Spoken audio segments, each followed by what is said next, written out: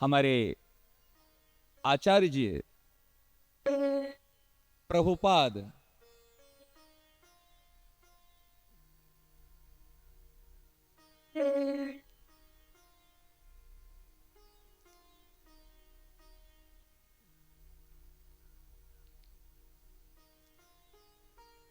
जब विदेश गए थे और उन्होंने कैसे विदेश गए थे आप लोगों को जानकारी है। प्रभुपाद जब पहले विदेश गए थे उनके पास में एक जोड़ी मजीरा, एक माला झोली और एक भागवतम के इंग्लिश टीका। और भागवतम उन्होंने वृंदावन के राधा दामोदर मंदिर, कभी जाओगे तो दर्शन करना, वहीं पर बैठे कर उन्होंने भागवतम की टीका की थी, वहीं पर साधना की थी। इतनी सी लेकर उन्होंने विदेश पहुंचे थे, कोई परिचित व्यक्ति नहीं था। फुटपाथ में बैठे करके कीर्तन करते थे। अपने सदगुरुदेव की आज्ञा थी पाश्चात्य देश में जाकर के अंग्रेजी के जो अंग्रेजी है, पाश्चात्य लोग है, उनके वहां भक्ति का प्रचार करना। सदगुरुदेव की आज्ञा मानकर उन्होंने विदेश में गए। एक बार की घटना बता रहा हूं। उनकी ख्याति जैसे विदेश में बढ़ने लगी तो कई डाकुओं ने उनको वहां से, माने डाकुओं ने देखा इनकी यहां पर महिमा बढ़ रही है, इनकी यहां पर खूब ख्याति बढ़ रही है, और डाकुओं ने उनको किडनैप कर लिया। उनको उठा के जंगल में ले गए। और जब जंगल में ले गए, जंगल में लेकर के उन्होंने सोचा, प्रभुपाद ने सोचा भाई मेरे तो यहाँ के अज्ञान तो हूं, किसको जानता नहीं हूं, और मुझे कहां ले जा रहे ये भी पता नहीं, मैं कहां किसको बताऊं, कौन सुनेगा। उन्होंने एकमात्र भगवान का आश्रय लिया। ध्यान से सुनना। उन्होंने सोचा चाहे कुछ भी हो जाए, मैं हरिदास ठाकुर की तरह भगवान का नाम को नहीं छोड़ूंगा। उनको याद आई उस समय में कि हरिदास ठाकुर को 22 बाजार में पिटाई की गई थी, उन्होंने किसी का सहारा नहीं लिया, उन्होंने भगवान का नाम का सहारा लिया था। अभी मैं इस जगह पर करूं क्या? उन्होंने उच्च स्वर से भगवान का नाम लिया।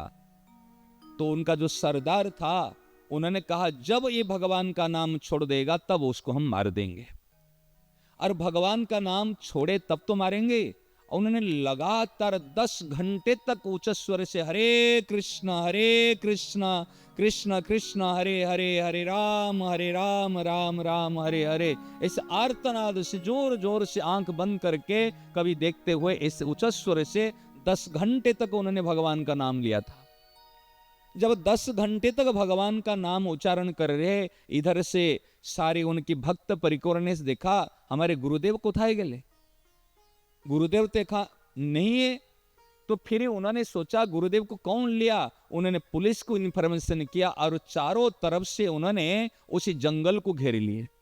जंगल को घेरे 10 घंटे हो गया, गुरुदेव नहीं मिल रहे। जब जंगल को घेर लिए, किसी एक व्यक्ति ने, गुप्तचर ने देख लिया ये प्रभुपाद को एक पहाड़ी एरिया में रख के और उनको प्रताड़ित करने के लिए सब लोग को उद्योग है। और सब पुलिस के साथ में जाकर वहां लोग पहुंच गए और सरदार सहित जो डाकू थे उनको पकड़ के और उनको पुलिस ले जा रही थी। उस समय प्रभुपाद ने हाथ इशारा करी के रुको, क्या कर रहे कि ये आपको यहां पर किडनैप किए मारने के लिए लाए हैं, अभी उनको हम बंदी बना देंगे, जेल में ले जाएंगे।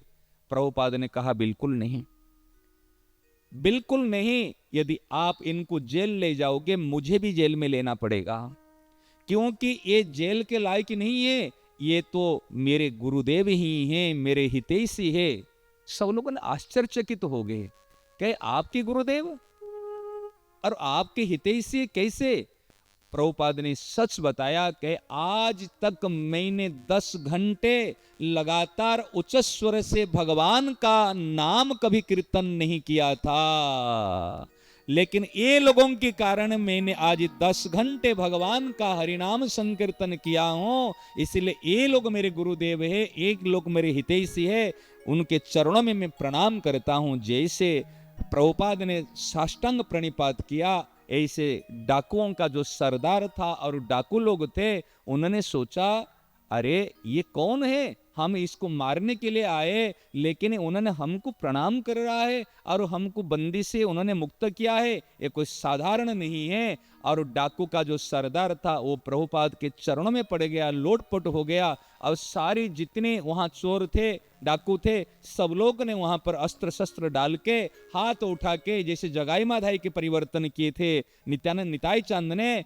ऐसे श्री प्रभुपाद ने ऐसे विदेशी डाकुओं को वहीं पर परिवर्तन कर और सब के सब प्रभुपाद के भक्त बन गए। निताय गौर हरि वो, ये प्रत्यक्ष बात है। हरिदास ठाकुर की नाम निष्ठा की बात तो हमने सुने हैं, लेकिन प्रभुपाद जी की नाम निष्ठा की बात है, उन्होंने ऐसे बड़े बड़े डाकुओं को और उनको चोरों को भी आज भक्त बना दिया। अगर वो कहते, ईर्षा करते, बदला लेते, क्या भक्त बन पाते? लेकिन उन्होंने ईर्षा नहीं किया, बदला नहीं लिया, उन्होंने अच्छी भावनाओं के द्वारा, सद्भावना के द्वारा उनका परिवर्तन किया। हम लोग क्या सोचते हैं, अगर कादा हमारे पाँव में लग जाएगा, हम कादा को क्या कादा से साफ कर पाएंगे?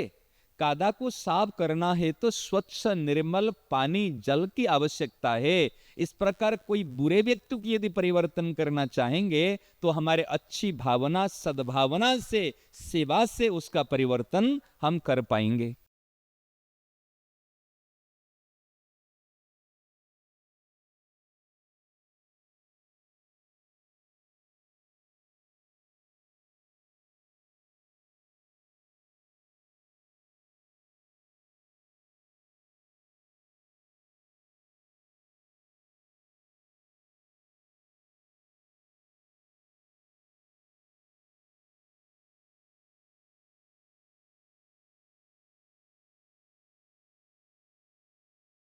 तो जगन्नाथ के जो गौर भक्त होते, पहले वो मंदिर में दर्शन के लिए नहीं जाते, क्योंकि निताई चांद और जब गौरांग महाप्रभु आए थे उस समय में महाप्रभु के पास में दंड था, सन्यासी के दंड था।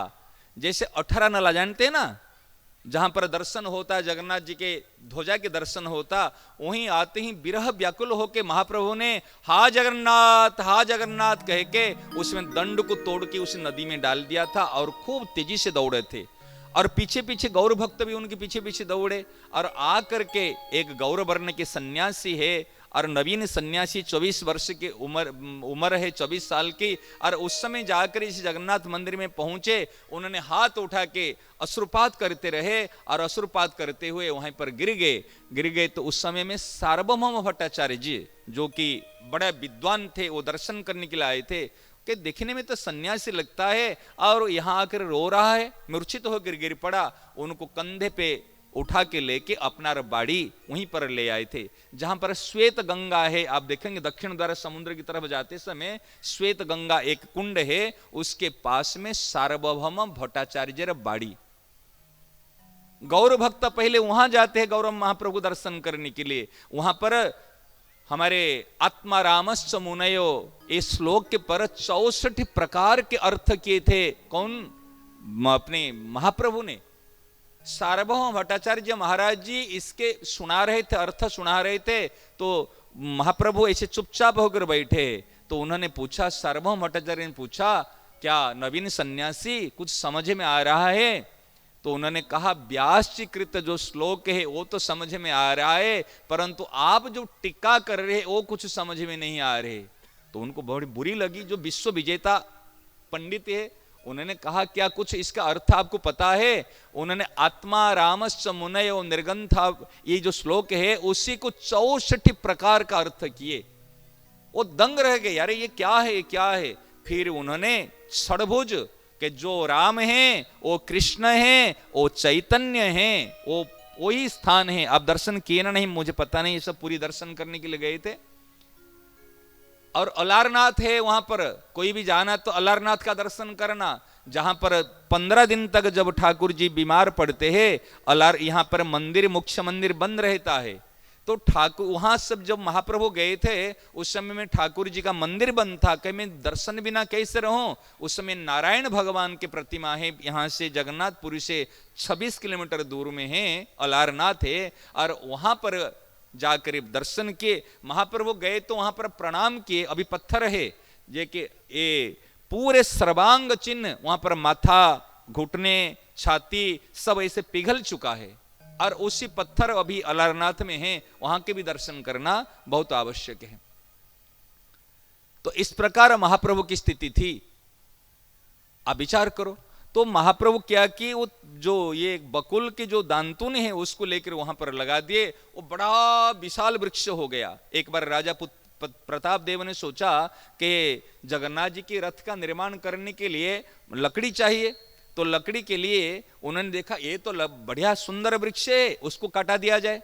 उन्होंने जैसे कुल्हाड़ी ले आकर ऐसे लगाए, लगाने से पहले वृक्ष यूं करके फट गया। अब देखो अभी भी फटा हुआ वृक्ष आपको मिलेगा, और वो छाया देने के लिए, भक्तों को छाया देने के लिए वो वृक्ष है। वहां पर 3 लाख नाम जप करते थे, एक वाचिक, एक मानसिक और एक जोर जोर से। इसलिए जोर जोर से करते थे कि वृक्ष, लता, पशु, पक्षी, कीट, पतंग और सबको भगवान का नाम मिले।